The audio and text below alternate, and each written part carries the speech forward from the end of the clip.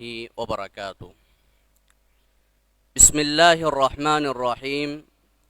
الحمد لله وكفى، الصلاة والسلام على نبيه المصطفى وعلى آله وصحبه أجمعين. بعد أعوذ بالله من الشيطان الرجيم. بسم الله الرحمن الرحيم. وَلَقَدْ آتَيْنَا دَاوُودَ مِنَّا فَضْلًا يَا جِبَالُ أَوِّبِي مَعَهُ وَالطَّيْرَ وَأَلَنَّا لَهُ الْحَدِيدَ أَنِ اعْمَلْ سَابِغَاتٍ وَقَدِّرْ فِي السَّرْدِ وَاعْمَلُوا صَالِحًا إِنِّي بِمَا تَعْمَلُونَ بَصِيرٌ. صدق الله العظيم. அன்புக்குரிய அல்லாஹ்வின் நல்லடியார்களே, நான் ஓதிய இந்த ஆயத் சூரத்து சபா என்று சொல்லக்கூடிய அத்தியாயத்தினுடைய 10வது வசனம். அல்லாஹ் சுப்ஹானஹு தஆலா நம்முடைய அன்றாட வாழ்க்கையோடு சம்பந்தப்பட்ட ஒரு மனிதனின் ஆளுமையின் அடிப்படையாக இருக்கக்கூடிய வியாபாரத்தை பற்றி அல்லாஹு தாலா இந்த வசனத்தில் கூறுகிறான். அல்லாஹ் சுப்ஹானஹு தஆலா சொல்கிறான், வலகத் ஆதைனா தாவூத மின்னா ஃபضலா, நாங்கள் ஹஜ்ரத் தாவூத் அலைஹிஸ்ஸலாத்து வஸ்ஸலாம் அவர்களுக்கு ஃபضல் என்று சொல்லக்கூடிய சிறப்பான ஒரு தொழில் வாய்ப்பை நாங்கள் கொடுத்தோம் என்று அல்லாஹு தாலா இந்த வசனத்தை ஆரம்பிக்கிறார். நமக்கு தெரியும், ஹஜ்ரத் தாவூத் அலைஹிஸ்ஸலாம் அவர்கள் அல்லாஹ்வினால் நபியாக அனுப்பப்பட்டவர்கள்.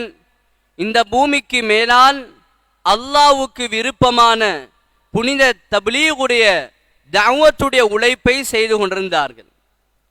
அல்லாஹு தஆலா ஹஜ்ரத் தாவூத் அலைஹிஸ்ஸலாம் அவர்களுக்கு மிகப்பெரிய ஆட்சியையும் கொடுத்திருந்தார். நம்ம எல்லோருக்கும் தெரியும், பலஸ்தீனில் உள்ள மஸ்ஜிதுல் அக்ஸா, இந்த மஸ்ஜிதுல் அக்ஸாவினுடைய அடிப்படை மூலதனம், இதனை உருவாக்கியது, அதற்காக வேண்டி பாடுபட்டவர்களின் மிக பிரதானமானவர் ஹஜ்ரத் தாவூத் அலைஹிஸ்ஸலாத்து வஸ்ஸலாம். அல்லாஹ் சுப்ஹானஹு தஆலா தாவூத் அலைஹிஸ்ஸலாம் அவர்களுக்கு மிகப்பெரிய செல்வாக்கையும் மிகப்பெரிய ஆட்சியையும் கொடுத்திருந்தார். அந்த ஆட்சி அநியாயம் நடக்காத, யாருடைய உரிமையிலும் கையாடல் செய்யாத மிக நீதமான ஒரு ஆட்சி ஹஜ்ரத் தாவூத் அலைஹிஸ்ஸலாத்து வஸ்ஸலாம் அவர்கள் செய்து வந்தார்கள். தாவூத் அலைஹிஸ்ஸலாம் தான் செய்த ஆட்சியில ஒருபோதும் திருப்தி காணல. ஒருபோது நான் செய்யறது சரி, நான் செய்தால் அது சரியாகத்தான் இருக்கும் என்று தாவூத் அலைஹிஸ்ஸலாம் திருப்தி காணவில்லை. தாவூத் அலைஹிஸ்ஸலாம் அடிக்கடி ஒரு சாதாரண மனிதனுடைய தோற்றத்தில் அடிக்கடி ஊர் மக்கள் கூடக்கூடிய புழங்கக்கூடிய இடங்களுக்கு போய் அந்த இடத்தில் அவங்க தன்னுடைய ஆட்சி சரியாக நடக்கின்றதா, தன்னுடைய ஆட்சியில் மக்கள் அதிருப்தி அடைகிறார்களா என்பதை அறிந்து கொள்வதற்காண்டி அடிக்கடி செல்வார்கள். இவ்வாறு செல்லக்கூடிய பழக்கம் அவர்களுக்கு இருந்தது. அதாவது தாவூத் அலைஹிஸ்ஸலாத்து வஸ்ஸலாம் அவர்கள் மிக அழகாக ஆட்சி செய்து வருகிறார்கள். எல்லோரும் அவர்களுடைய ஆட்சியினால் கவரப்பட்டிருக்கிறார்கள். இந்த செய்தி அது தாவூத் அலைஹிஸ்ஸலாமுக்கு அடிக்கடி கேள்விப்படுகிறது. யாரை போய் கூப்பிட்டு கேட்டாலும் அது அஸ்னா அலை, தாவூத் அலைஹிஸ்ஸலாம் அவர்கள் நல்லவர், நல்ல ஆட்சி செய்கிறார், அவருடைய ஆட்சியில் இவ்வளவு பெரிய மாற்றம் என்று மக்கள் பல நன்மாராயங்களை சொல்லிக் கொண்டு வந்தார்கள். ஒரு தடவை தாவூத் அலைஹிஸ்ஸலாத்து வஸ்ஸலாம் அவர்கள் மக்களிடத்தில் வழமை போன்று தன்னுடைய ஆட்சி எவ்வாறு நடக்கிறது என்பதை விசாரிப்பதற்காக வேண்டி மக்கள் கூடியிருக்கிற ஒரு இடத்துக்கு போகிறார்கள். அங்கே சென்று மக்களோடு அந்த காலத்தில் உள்ள விடயங்களை, ஊர் நடைமுறையில் உள்ள கதை கால்களை பேசிவிட்டு லேசாக கதையை தொட்டு வைக்கிறார்கள்.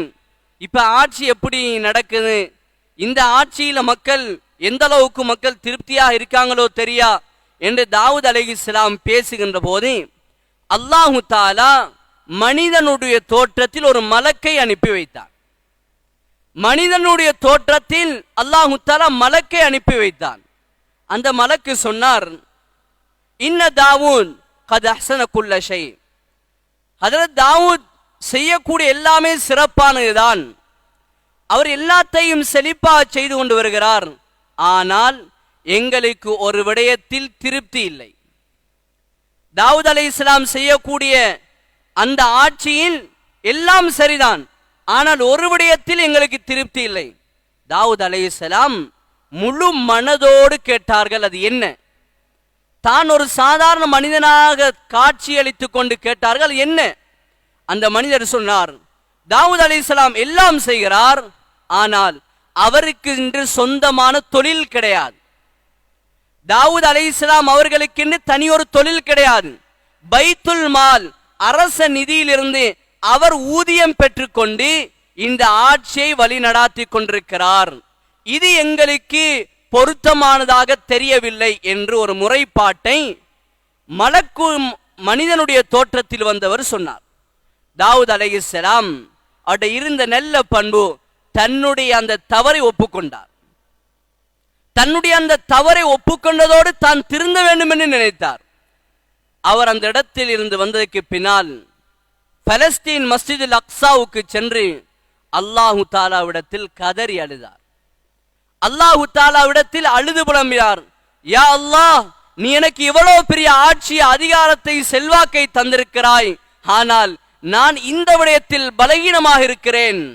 நான் இந்த விடத்தில் நான் இன்னொரு மனிதனுடைய பார்வையில் நான் தரை குறைவாக இருக்கிறேன்.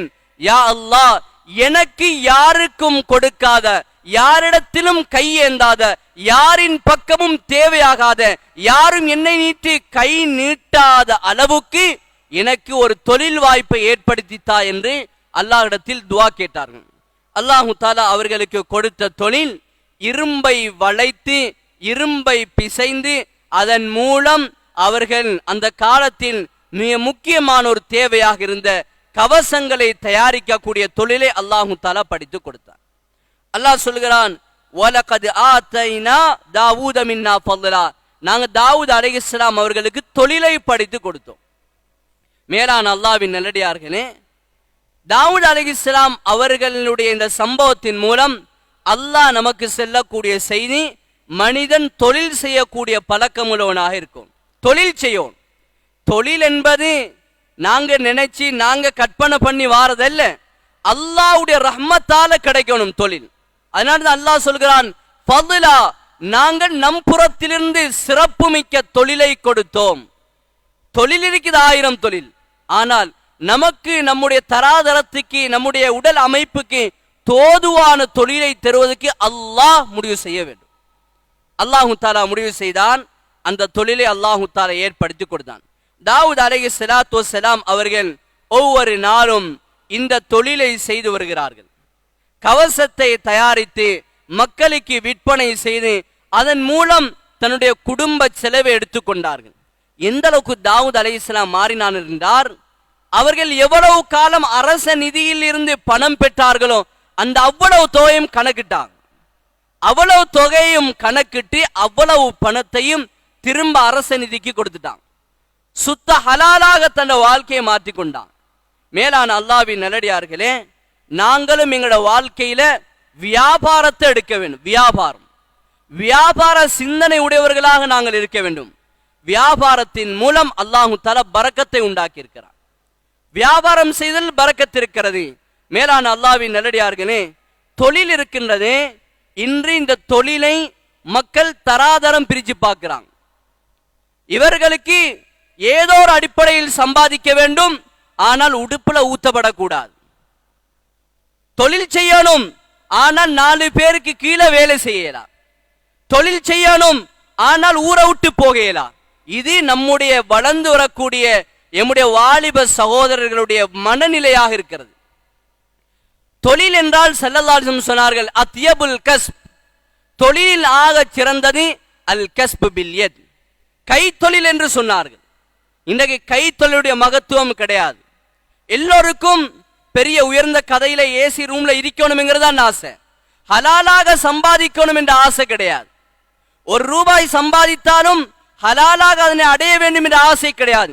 எப்படி சம்பாதித்தாலும் பரவாயில்லை, ஏசி ரூம்ல இருந்து கொண்டு பெரிய உயர்வான கதிரையில இருந்து கொண்டு சம்பாதிக்கணும்னு நினைக்கிறோம். மேலான அல்லாஹ்வின் அடியார்களே, இந்த மனநிலைமை மாற வேண்டும். நாங்கள் ஹலாலாக சம்பாதிக்க வேண்டும், யாரிடத்திலும் கையேந்த கூடாது. இன்று நம்முடைய சமூகத்தில் நம்முடைய மூதாதையர்கள் செய்த தொழில் மங்கிக் கொண்டு போகிறது. அந்த இடைவெளியை அடைப்பதற்கு யாரும் கிடையாது. வளர்ந்து வரக்கூடிய எம் சார்ந்த வாலிப சகோதரர்களுக்கு விவசாயம் தெரியாது, கடல் தொழில் தெரியாது, நெய்யல் தொழில் தெரியாது, இவர்களுக்கு பாஸ் வேலை தெரியாது. இப்படி அன்றாடம் நம்முடைய மூதாதையர்களுடைய வாழ்க்கையில் இருந்த நல்ல ஹலாலான தொழில்கள் இல்லாம போயிட்டு மறந்துட்டு இப்ப இந்த தொழிலுக்கு யார்கிட்ட போவாங்க? இவங்க நினைக்கிறாங்க நாங்க உயர்ந்த இடத்திலிருந்தா சல்லிய கொடுத்து சம்பாதிக்கலாம். ஆனா அப்படி இல்லை. மார்க்கம் சொல்லுகிறது, நீங்கள் உங்களுடைய தொழில்களில் நீங்கள் கவனமாக இருங்கள், இல்லாவிட்டால் இது சிறிய தொழில் என்று விட்டுவிடுவீர்கள். ஆனால் இந்த தொழிலுக்கு சொந்தக்காரன் உயர்வாக இருப்பான், நீங்கள் அவனிடத்தில் மண்டிட வேண்டிய நிலைமை வரும். நடக்குது. மேலான அல்லாஹ்வின் அடியார்களே, வியாபாரத்துடைய விடயத்தை இமாம் நவவி ரஹிமஹுல்லாஹ் அவர்கள் சொல்கிறார்கள், ஒரு மனிதன் வியாபாரம் செய்வதில் ஆகச் சிறந்த வியாபாரம் தன்னுடைய பரம்பரை வியாபாரத்தை செய்வது. வாப்பா உடுப்புக்கடை வியாபாரி என்றால் மகன் உடுப்புக்கடை வியாபாரத்தை தொடர்ந்து செய்ய வேண்டும். வாப்பா விவசாயி என்றால் மகன் விவசாயத்தை தொடர்ந்து செய்ய வேண்டும். வாப்பா கடல் தொழில் என்றால் மகன் கடல் தொழிலை தொடர்ச்சியாக செய்ய வேண்டும். பரம்பரை தொழில் அல்லாஹு தஆலா பரக்கத்தை வைத்திருக்கிறார். இது நான் சொல்லவில்லை, இமாம் நவவி ரஹிமஹுல்லாஹ் அவர்கள் செய்கிறார்கள். மேலான அல்லாஹ்வின் நல்லடியார்களே, வியாபாரத்தின் மூலம் நோக்கங்கள் இருக்கிறது. இந்த வியாபாரத்தின் மூலம் நோக்கம் இருக்கிறது. இமாம் நவவி ரஹிமஹுல்லாஹ் அவர்கள் சொல்கிறார்கள், வியாபாரம் செய்வதனுடைய முதலாவது நோக்கம் நான் யாரிடத்திலும் கையேந்த கூடாது. நான் யாரிடத்திலும் கையேந்த கூடாது. ஒரு கௌரவமான ஒரு நல்ல ஒரு கௌரவத்துக்கு சொந்தக்கார மனிதனாக நானும் நீங்களும் மாற வேண்டும். யாரிடத்திலும் கையேந்தும் அளவுக்கு நாங்கள் இருக்கக்கூடாது. அதனை இஸ்லாம் வன்மையாக எமக்கு சொல்லித் தருகிறது. ரசூல் ஸல்லல்லாஹு அலைஹி வஸல்லம் அவர்களிடம் ஒரு மனிதர் வந்தார். ஷகா இலைஹி ஷித்தத ஃபக்ரி. நபி ஸல்லல்லாஹு அலைஹி வஸல்லம் கிட்ட வந்து குடும்பத்தில் உள்ள கடும் நெருக்கடியை பற்றி சொன்னார். யா ரசூலல்லாஹ், வீட்டுல சாப்பிடுறதுக்கு ஒண்ணுமே இல்ல, உடுக்க உடுப்பு இல்ல, தங்குறதுக்கு வீடு இல்ல, மனைவிக்கு எதுவும் இல்ல, பிள்ளைக்கு எதுவும் இல்லை, தண்ட வறுமையை சொன்னார். ஸல்லல்லாஹு அலைஹி வஸல்லம் அவர்கள் அவர் சொன்ன அவ்வளவு விடயத்தையும் காது கொடுத்து கேட்டாங்க. கேட்டுவிட்டு ஸல்லல்லாஹு அலைஹி வஸல்லம் அவர்கள் 5 திர்ஹத்தை கொடுத்தார்கள். 5 திர்ஹம் தங்க நாணயத்தை கொடுத்து சொன்னார்கள், 2 திர்ஹத்துக்கு நீ சந்தைக்கு போய் ஒரு கோடாரியை வாங்கு, மற்ற 3 திர்ஹத்தை வைத்து இப்போதைக்கு தேவையான உணவையும் உடையும் ஏற்பாடு செய்து கொள் என்று ஸல்லல்லாஹு அலைஹி வஸல்லம் அவர்கள் அனுப்பி வைத்தார்கள். அந்த மனிதர் கைத்தொழில் செய்வதற்கு முன் வந்தார். அந்த கைத்தொழில் ஸல்லல்லாஹு அலைஹி வஸல்லம் அவர்கள் காட்டி தந்த தொழில், அதனை மனமு வந்து செய்ய தயாரானால் மேலான அல்லாஹ்வினர்களே தொழிலை ஆரம்பிக்கிறார். 15 நாட்களுக்கு பின்னால் அந்த மனிதர் திரும்ப வருகிறார். வந்து சொல்கிறார், யா ரசூலல்லாஹ், நீங்கள் சொன்ன அந்த தொழிலை செய்தேன், அல்லாஹ் தஆலா எனக்கு பரக்கத்தை உண்டு பண்ணினான். அந்த பரக்கத்தின் மூலம் என்னுடைய வீட்டில் ஆடை இல்லாமல் இருந்தேன். என்னுடைய ஒவ்வொரு பிள்ளைக்கும் 5 ஆடைகளை வாங்கினேன். என்னுடைய கடன் சுமையை அடைத்தேன். யா ரசூலல்லாஹ், அல்லாஹ் எனக்கு அதில் பரக்கத் செய்தான் என்று சொன்னார்கள். மேலான அல்லாஹ்வின் அடியார்களே, கைத்தொழிலில் அல்லாஹ் தஆலா பரக்கத்தை வைத்திருக்கிறார். இரண்டாவது, நாங்கள் சம்பாதிப்பதன் நோக்கம் நாங்கள் அனுபவித்து ஆளுவதற்கு மாத்திரமல்ல, நாங்கள் சம்பாதிப்பதன் மூலம் மக்களுக்கு சதகா செய்ய வேண்டும், மக்களுக்கு கொடுக்கக்கூடிய நல்ல உள்ளம் உள்ளவர்களாக இருக்க வேண்டும். அன்புள்ள அல்லாஹ்வின் நல்லடியார்களே, தாவூத் அலைஹிஸ்ஸலாம் செய்த தொழிலில் 6 திர்ஹம் ஒவ்வொரு நாளும் சம்பாதிப்பார்கள். 6 திர்ஹம். அந்த 6 திர்ஹத்தில் 2 திர்ஹத்தை தன்னுக்கும் தன்னுடைய குடும்பத்துக்கும் செலவழிப்பார்கள். உணவு உடை அதுக்கு செலவழிப்பாங்க.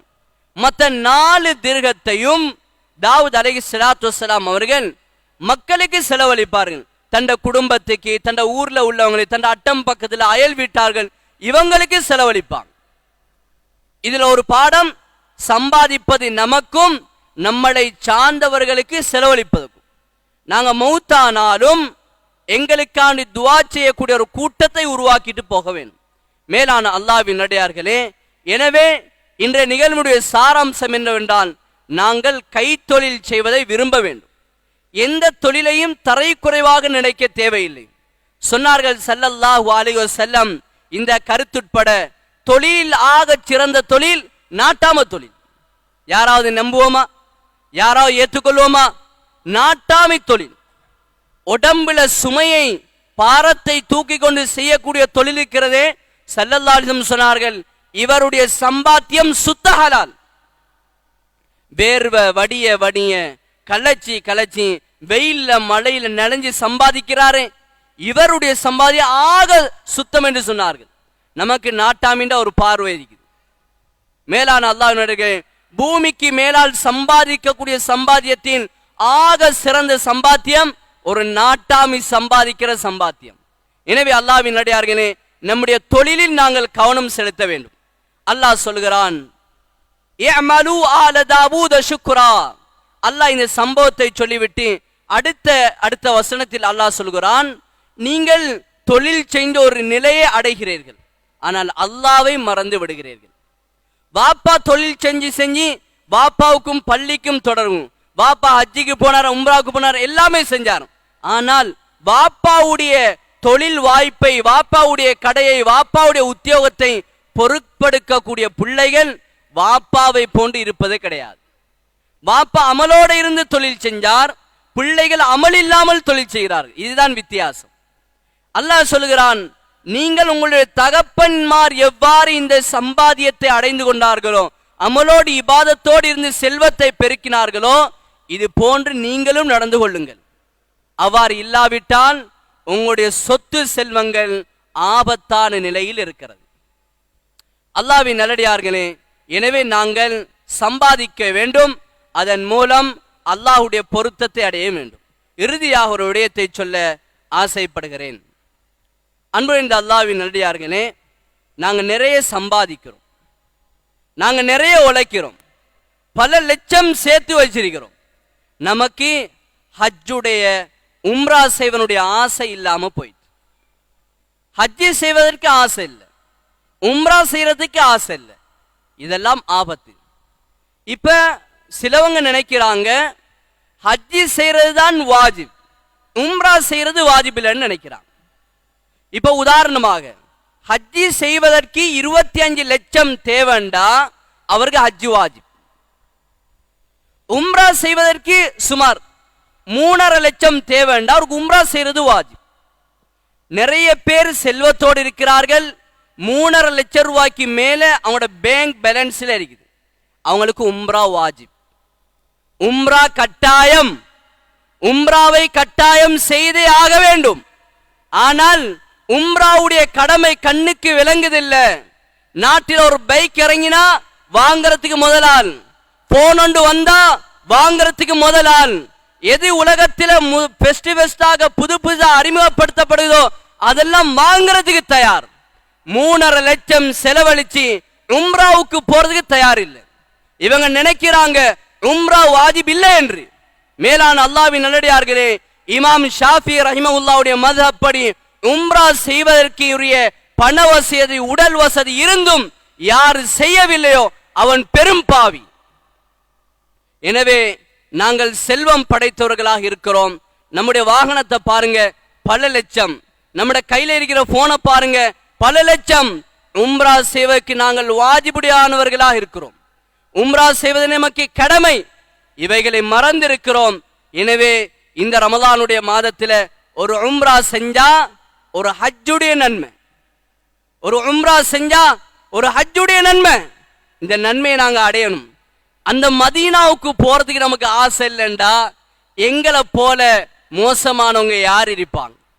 அந்த மதீனாவுடைய ரசூல் ஸல்லல்லாஹு அலைஹி வஸல்லம் கபரை ஜியாரத் செய்யறதுக்கு ஆசை இல்லைண்டா, அந்த மதீனா மண்ணில நம்முடைய கால் படம் பதிக்கிறண்டா எவ்வளோ பெரிய சிறப்பு. மேலான அல்லாஹ்வின் அடியார்களே, ஆசை வரணும், அந்த மதீனாவுக்கு நாங்க போகணும், ரசூல் ஸல்லல்லாஹு அலைஹி வஸல்லம் கபரடியை போய் சலாம் சொல்லணும். இது ஆக பெரிய பாக்கியம். எனவே நம்மில் யார் யாரெல்லாம் அதற்குரிய உடல் வசதியும் பொருளாதார வசதியும் இருக்கிறோமோ அவைகளையும் நாங்கள் கருத்தில் கொண்டு செய்வோம். எனவே எங்களுடைய வாழ்க்கையில ஹலாலான முறையில் சம்பாதித்து அல்லாஹுடைய அன்பையும் அருளையும் அடைவதற்கு எல்லாம் வல்ல அல்லாஹ் எம் அனைவருக்கும் நல்லது பாரிப்பானாக. وآخر دعوانا أن الحمد لله رب العالمين. صلى الله على محمد صلى الله عليه وسلم. صلى الله على محمد صلى الله عليه وسلم. صلى الله على محمد يا ربي صل وسلم.